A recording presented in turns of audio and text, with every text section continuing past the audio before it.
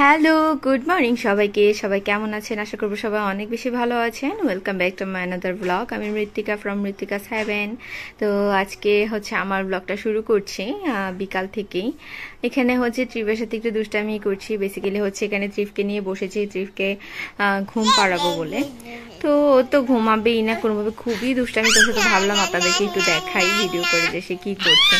না না, এটা ওইটা সেটা একটা তো আছেই লেগে। তো সকাল থেকে অনেক কাজ ছিল, আর আজকে উইকেন্ড, সো সব কিছু মিলিয়ে অনেক বেশি কাজ ছিল। তো আমি শ্যুট করার আসলে মুডে ছিলাম না।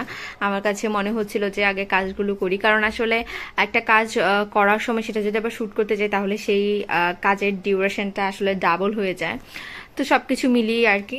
তো এখানে ট্রিপকে ঘুমটুম পাড়িয়েছি, আবার আমি নিজেও ফ্রেশ ট্রেশ হয়েছি, একেবারে লাঞ্চ টাঞ্চ করেই আমি এখানে একটু স্টাডি করতে বসে গিয়েছি। তো বেসিক্যালি ল্যাপটপে আমি কিছু পডকাস্ট দেখবো, তারপর কিছু মার্কেটিং এর বিষয়ে কিছু ভিডিওস দেখবো, কিছু আর্টিকেলস পড়বো। তো সবকিছু মিলিয়েই তো প্রথমে আমি একটু ভিডিওগুলো দেখে নিচ্ছিলাম মার্কেটিং এর ব্যাপারে। কিছু স্পেশালিস্টরা, ইউটিউবে তো আজকাল অনেক ধরনের স্পেশালিস্টই আছে সব টপিকের উপরেই। সো দ্যাটস ওয়াই ভাবলাম যে আচ্ছা ঠিক আছে, আগে আমি একটু এই জিনিসটা দেখে নিই।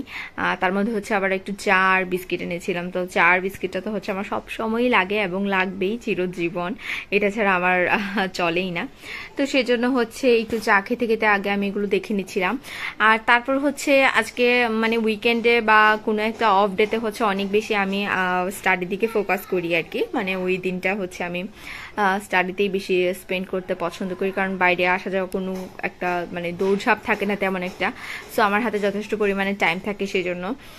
তো আজকে সেটা আর হবে না। তার কারণ আজকে আমরা যাব সিথিদের বাসায়, আর সিথি ব্লগটা দেখবে। তো তখন সে দেখবে ওদের বাসায় আমরা গিয়েছিলাম আর কি। ও অলরেডি জানে, আমি ওকে মেসেজও করেছি ওদের বাসায় যে গিয়েছি। তো বিকালটা আমার এভাবেই কাটলো আর কি। তার মধ্যে আবার স্যাটারডে থেকে আমার ফাইনাল ইয়ারের একটা বেচ স্টার্ট হচ্ছে প্রাইভেট টিউশনের জন্য আর কি। তো সেটার জন্য আমি অ্যাডমিট হয়ে গিয়েছি। তো শনিবার থেকে আমার ক্লাস, অ্যান্ড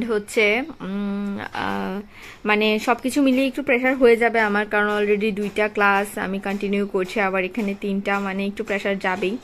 কিন্তু কিছু করার নেই, কারণ first year, second year, third ইয়ারে আমি কোনো ধরনের টিচার ছাড়াই কোনো রকম উতরে গিয়েছি আর কি। কিন্তু আসলে ফাইনাল ইয়ারে আমি রিস্কটা নিতেই চাচ্ছি না কোনোভাবে। আর তাছাড়া বেশি টাইমও নেই হাতে, খুব বেশি টাইম নেই, অলরেডি অনেকটা টাইম চলে গিয়েছে। আর এখন ডিসেম্বর তো চলে এলো। তো ডিসেম্বর, জানুয়ারি, ফেব্রুয়ারি, মার্চ পর্যন্ত খুব সম্ভবত স্যার আমাদেরকে দেখাবে। তারপর এপ্রিল মে এর দিকে তো এক্সামই হয়ে যাবে। তো এই তো 3 থেকে 4 মাস সময় পাবো আর কি। আর তার আগে যদি আমাদের সবকিছু একদম ক্লিয়ার হয়ে যায় তাহলে তো আর কোনো বিষয়ই নেই।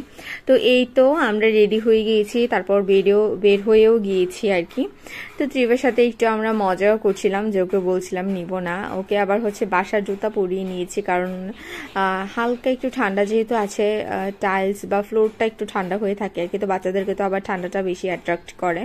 তো সেই জন্যই সেরকম ভাবে মানে নিচে মাটিতে দাঁড়ানো যাবে না, সেরকম ভাবে বাসার জুতা পরে একদম তুলে তুলে নিয়ে ওকে ছেড়ে দিয়েছে। পরে দেখলাম যে আন্টিদের বাসাতেও সেম গরমই।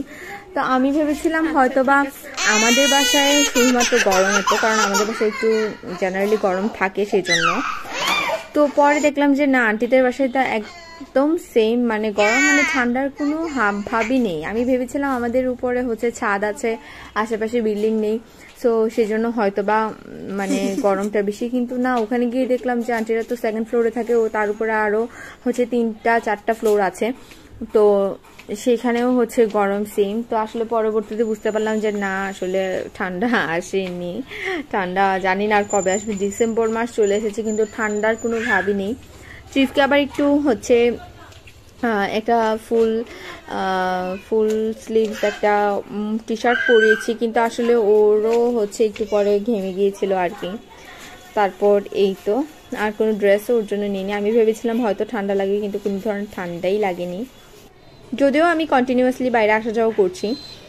সেদিন আবার কলেজে যাওয়ার সময় বাসে একটু ঠান্ডা লেগেছিল, তার কারণ হতে পারে যে অনেক সকালবেলা ছিল। সকালবেলাতে তো এমনিতেও একটু ঠান্ডা থাকে, সামার বলেন বা যাই বলেন, সকালে নেচারটা একটু ঠান্ডা ঠান্ডাই থাকে। তো এখন অলমোস্ট 6টা 6:30 বাজে, বেরিয়ে পড়েছি, রিক্সায়ও উঠে গিয়েছি। ট্রিপ তো খুব এনজয় করছে আশেপাশে দেখে। আর সিথির মায়ের সাথে হচ্ছে ট্রিপের অনেক বেশি ভাব, মানে আন্টি তো অনেক বেশি আমাদের বাসায় আসা যাওয়া করে, মোটামুটি 2-3 মাসের মধ্যে 2-1বার তো আসা যাওয়া হয়ই, কারণ মানে আমাদের বন্ডিংটা এইরকম। তো এই আর কি, খুব ভালো করে চিনে। আবার হচ্ছে জিতকে তো ভালো করেই চিনে ও। প্রথমে একটু দেখলে, মানে বেশ কিছুদিন পরে দেখলে ওর একটু লজ্জা লাগে, মুখে হাত দিয়ে মুখটা লুকিয়ে রাখে, তারপরে হচ্ছে আবার একটু ফ্রি হয়ে যায়, এরকমই কাজ। তো ইদানিং হচ্ছে একটু লজ্জা পাওয়াটা বেশি শিখেছে ট্রিপ, মুখে হাত দিয়ে একটু লজ্জা লজ্জা ভাব দেখাচ্ছিল প্রথম, তারপরে কিছুক্ষণ পর মানে কিছুক্ষণ যেতেই ও রূপটা মানে দেখিয়ে দিয়েছে, খোলস থেকে বেরিয়ে এসেছে ও। অনেক বেশি দুষ্টামি শুরু করে দিয়েছিল, এটা ধরো ওইটা ধরো। আর বোতলের প্রতি ওর অনেক বেশি হচ্ছে মানে কি বলবো, ফ্যাসিনেশন কিনা জানি না, মানে বোতল দেখলেই সেটা ধরার জন্য পাগল হয়ে যায়। প্রথমে একটু চুপচাপ ছিল, মানে আমার কুলেই বসেছিল, জিতকে দেখে একটু মুচকি মুচকি হাসছিল, আবার লজ্জা পাচ্ছিল, আর আবার মুখে হাত দিয়ে মুখ লুকাচ্ছিল। এই তো তার কিছুক্ষণ পর যেতেই হচ্ছে ও ওই যে এখানে বোতল টুতল যা আছে সবকিছু নেওয়া শুরু করে দিয়েছিল। এই যে এখনো পর্যন্ত লজ্জা পাচ্ছে, একটু পরেই দেখবেন যে সে কি পর্যন্ত করে। তো আমরা এইভাবেই হচ্ছে অনেক গল্প করছিলাম, মানে অনেক কিছু অনেক বিষয়ে কথা বলছিলাম, মানে একসাথে বসলে অনেকটা টাইম স্পেন্ড করলে যা হয় আর কি। স্পেশালি গিয়েছিলাম হচ্ছে আমরা দিদাকে দেখতে, দিদা হচ্ছে কোম্পানিগঞ্জে থাকে, তো ওখান থেকে এসেছে। আর হচ্ছে দিদা একেবারে আমার দিদিমার মতোই অবস্থা, মানে বয়স হলে যেটা হয় আর কি, মানে বয়স হলে শারীরিক কিছু সমস্যা থাকবে, সেটাই স্বাভাবিক। আর তাছাড়া তার মধ্যে যদি মানসিক সমস্যাও অ্যাড হয়ে যায় তাহলে তো আর কোনো কথাই নেই। তো আমার দিদিমারও একই কন্ডিশন, মানে হচ্ছে মানসিক সমস্যাটাই বেশি, মানে এটা ওইটা উল্টাপাল্টা চিন্তা ভাবনা বেশি করে। আবার হচ্ছে চোখে, এই দিদারও হচ্ছে চোখে সমস্যা, অপারেশন হয়েছে, যদিও আমার দিদিমা সেরকম হয়নি, কিন্তু তারপরেও আমার দিদিমা অনেক উল্টাপাল্টা কথা বলে, মানে চোখে কম দেখে যেটা, মানে মানে এমন সব কথা বলে যেটা হচ্ছে মেনে নেওয়ার মতো না। এই দিদারও একটা ঘটনা আন্টি অনেক আগে শেয়ার করেছিল, মানে দিদার তখন অবশ্য চোখে মনে হয় অপারেশন হয়নি বা হয়েছিল এরকম কিছু একটা। উনি বলছিল যে ক্যালেন্ডার থেকে একটা বউ নেমেছে, বউ নেমে হচ্ছে বিছানায় বসেছে, আবার ক্যালেন্ডারের ভিতরে উঠে ঢুকে গিয়েছে।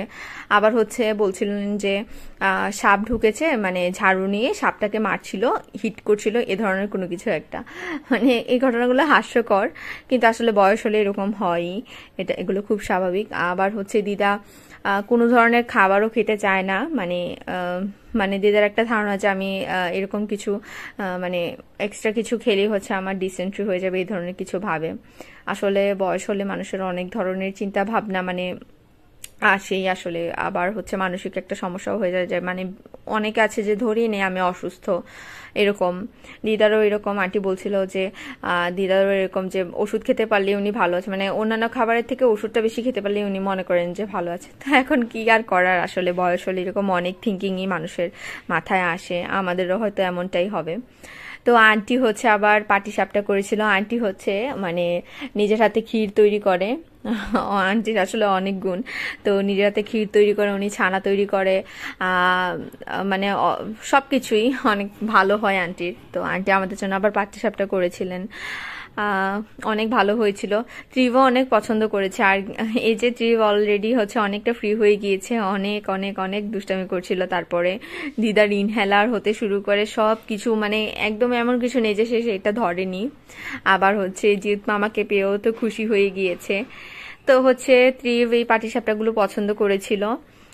সে মানে ট্রিপ তো নর্মালি তেমন কিছু একটা খেতে চায় না বা খাওয়া পছন্দ করে না, কিন্তু বেশ ভালোই পছন্দ করেছিল, পাটিসাপটাগুলো খেয়েছিল। তো এই যে দিদাও চলে এসেছে। দিদার একটু একটু ঠান্ডা লাগছিল হয়তোবা, সেজন্য চাদরটা পরেছে। এই তো আর এই আর কি। এই যে ত্রিব ওর মামার সাথে অনেক ফ্রি হয়ে এবার খেলা শুরু করে দিয়েছে। আর একটু পরে হচ্ছে দিদার সাথেও ওনা নিয়ে খেলবে, দেখতেই পাবেন আপনারা। আর স্মৃতি তো দেখবেই অবশ্যই কি পর্যন্ত দুষ্টামি করে সে। খুবই খুশি, খুব মজা করেছে ত্রিব।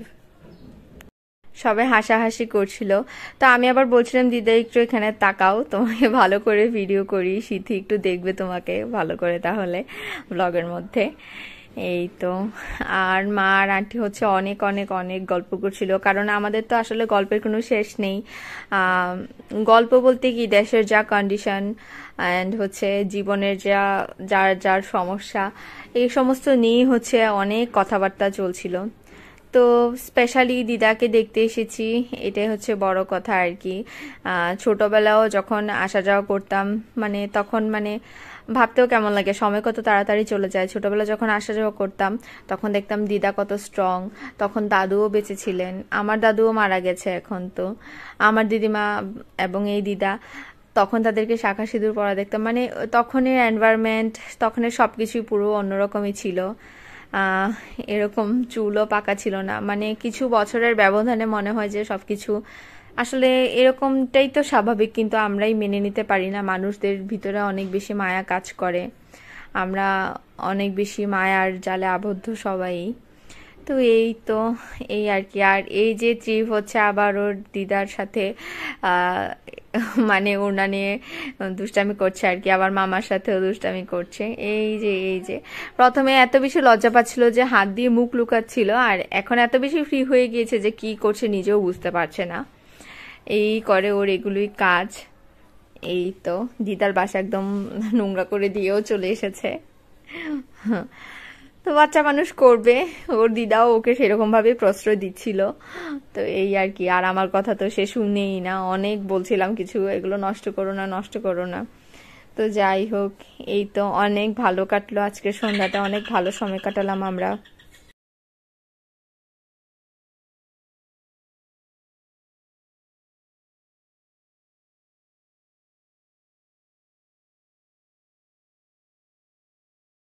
তো এই তো গল্প করতে করতে আমাদের অনেকটা টাইম ভালো কাটলো, আর অনেকটা টাইমও হয়ে গেল, এখন বাসায় যাওয়ার সময়ও চলে এসেছে। কারণ আজকে উইকেন্ড, রাস্তাঘাটও একটু মোটামুটি ফাঁকা ফাঁকাই থাকে। আর ত্রিভও হচ্ছে আবার জুতা টুতা প্যান্ট ট্যান্ট পরে একদম রেডি হয়ে গিয়েছে। তো ত্রিভ হচ্ছে রেডি হয়ে গিয়েছে, তো এখন আর ও ওয়েট করবে না কোনোভাবেই। এখন হচ্ছে দরজার যা আছে সবকিছু একদম নেড়ে ফেলছে, মানে বেরিয়ে যাবে।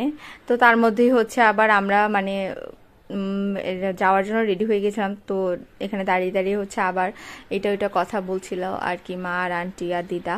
তো মা আবার বলছিল দিদাকে নিয়ে বাসায় যাওয়ার জন্য, তো দিদা আবার বলছিল যে এমনিতে দিদার কোনো তেমন শারীরিক সমস্যা বলতে কিছু না, দিদা একটু চোখে একটু কম দেখে, একটু চোখের সমস্যা আছে।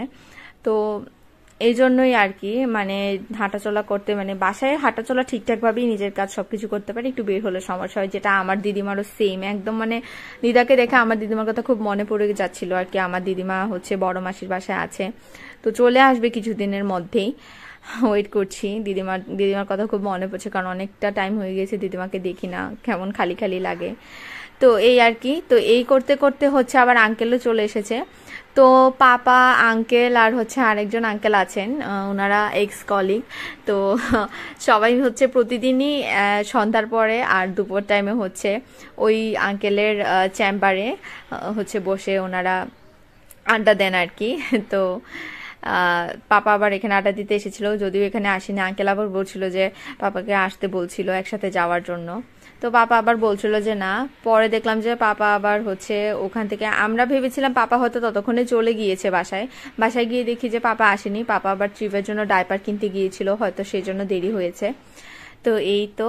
তো এই আজকের দিনে এই ছিল আমাদের কাজ আর কি। খুব ভালো সময় কাটালাম, উইকেন্ডটা খুব ভালো কাটলো।